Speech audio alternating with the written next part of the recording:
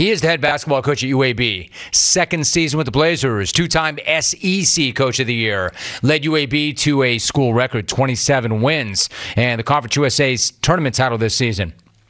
27-7 on the year. They are a 12 seed in the South. Really interesting matchup. UAB and Houston on Friday. Andy Kennedy is my guest. Andy, it's good to have you back. How are you? Rome, I'm good, man. How are you? Man, I'm super. I'm awesome. So you and I spoke exactly 2 years ago when you were hired at UAB, and we talked about the fact that you were taking over a job at the start of what ultimately turned out to be a massive pandemic. Less than 2 years later, here we are again. You're in the NCAA tournament. How does it feel, and how hyped are you for Friday?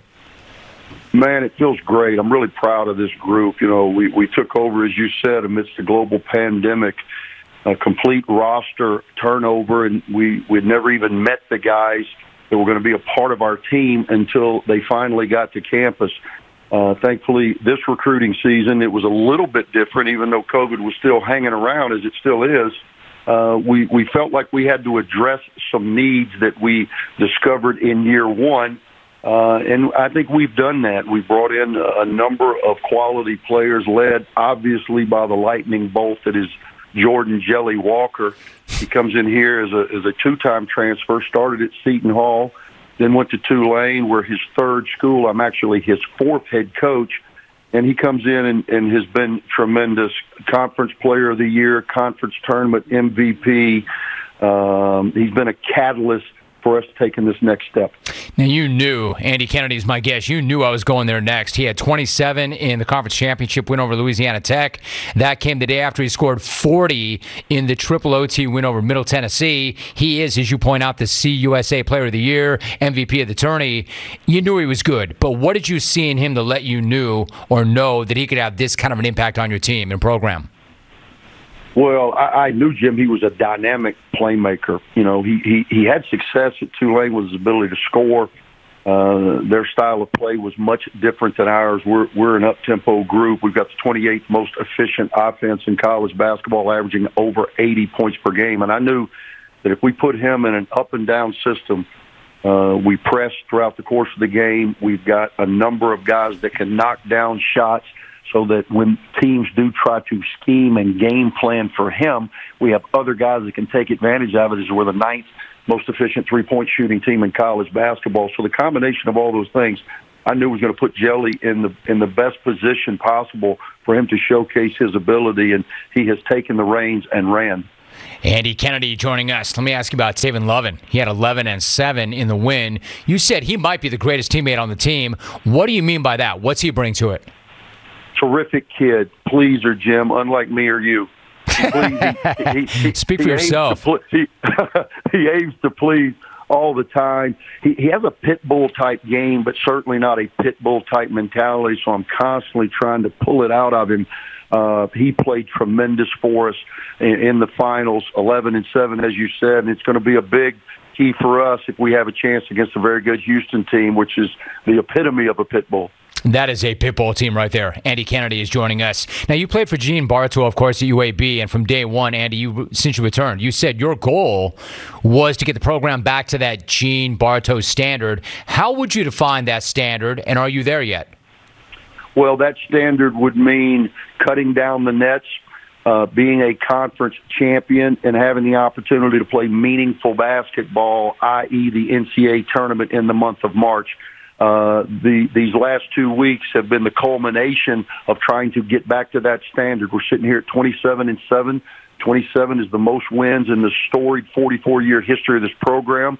We're a conference champion again for the sixth time in this storied program's history, and we're going to our 16th NCAA tournament. So we feel like we've made major strides towards getting this program back to coach's standard. All right, so I know you don't want to make it about you, but let me ask you something. You were in TV before taking this job, and as we talked about, you don't lose games when you're broadcasting. Now, people around the game, even people outside the sport like Hugh Freeze, have been hyping you and the job that you've done as a coach. Does it feel like any kind of validation for you, and is there any part of you that wants to say, hey, y'all, how do you like me now? Or do you feel like saying that to anybody who's ever doubted you? Is there any of that fuel?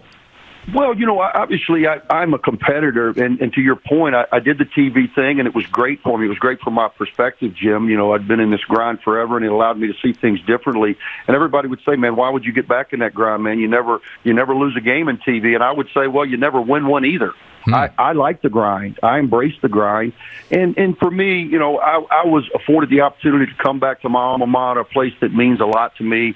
And for us to have this success and start building this back to the Gene Bartow standard is all of the recognition that I need. This is really about the kids. And anytime you have success, obviously with that will come some good notoriety, and that's great for us in building our brand. But for me, it's really focusing on trying to extend our 7-game win streak to number 8 on Friday night. All right, so knowing the history that 12 seeds have had in the NCAA tournament, what was your reaction when you saw your name come up as a 12? I was anticipating a 12. I thought we might have a chance to get to an 11 based on our numbers, but I was anticipating a 12. When I saw Houston come up opposite us, I've got so much respect for Kelvin Sampson. What a tremendous job he's doing of rebuilding Houston basketball. You're talking about a rich tradition, Hakeem Olajuwon, Clyde Drexler, Guy Lewis, and then it hit a little bit of a downturn. So he has certainly revitalized that into a national program. We're talking to Andy Kennedy. He's fierce, isn't he? He is tough. His teams are tough. So when you go up against him in Houston in the first round, what are your early thoughts, particularly on that matchup? What is the key for you and your team? We pride ourselves in playing a lot like Houston in that, winning the effort areas. They're tremendous off the glass. They don't give you anything free. And then defensively, they are a monster, one of the best in all of college basketball. Ken Palm's got them rated as the 11th most efficient defense in college basketball. And we come in, another program first rated the 28th most efficient offense in college basketball. We shoot the three well. I think we're ninth in efficiency in college basketball, and they defend it as well as anybody in the country. So it's going to be ultimately who is going to be best version of self. We've got to be better at what we do than they are at what they do in order to give ourselves a chance. That's it. Got to be best version of yourself. Andy Kennedy joins me for a few more moments. You've got a team that's been tested in games against South Carolina, West Virginia, San Francisco, and more. The connections to West Virginia and South Carolina are special because Bob Huggins is one of your mentors. You coach Frank Martin. This is a huge Hug house. This is a huge Frank Martin house. What did you learn from working with them? Well, Bob Huggins is my mentor. He's my guy. He had a little bit of a down year this year, but, we all know he's a future Hall of Famer, one of the best in the business. And when I watch Houston, Rome, I reflect back on my time at Cincinnati when I was working for Hugs. Frank and I were assistants there together. And when I watch Houston play, it reminds me of the old Cincinnati Bearcats of the early 2000s where, quite frankly, their best offense is a missed shot. And I live that, so I respect that type of basketball. Hugs is my brother, and then Frank Martin. I got the news yesterday that his time at South Carolina had come to an end, and we spoke last night. We are truly brothers from another. And I told him, man, you will always be remembered. He did a great job at South Carolina. Took them to their first ever Final Four. But it's a tough business, and when you're around a long time, I lived it at Ole Miss. Sometimes the appetite for change is overwhelming. I'll tell you what, Yes, I love both those guys. I mean, I'll just say it for the record. I love both of them. Really quickly about Frank and South Carolina, now that they parted ways, what does that program or what will that program miss when he leaves?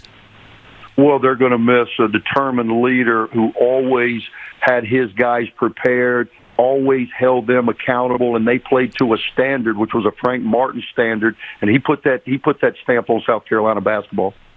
Andy, in terms of the standard, really quickly, do you talk to your guys about the standard and standard over feelings? Is that something that ever comes up? Every day, Jim. Every day. I don't really care about feelings. Feelings are flippant. For us, we want to be relentless in our pursuit of excellence. That is on and off the court. We want to be consistent in our approach, and then we're ultimately always going to be grateful for the opportunity. That's our standard. There it is. He's the head basketball coach at UAB, second season there. They had a great regular season and now a great opportunity. They've got a matchup in the South against Houston. They are a 12 seed. Love that matchup. Andy Kennedy is the head coach. Andy, it's good to have you back. Great to see where you are. Good luck on Friday. I know it's a big one, and I'll be really anxious to see how it plays out. Good luck to you. Hey, Rome, I appreciate you, my friend. Appreciate you, Coach. Great job. Good to have you back.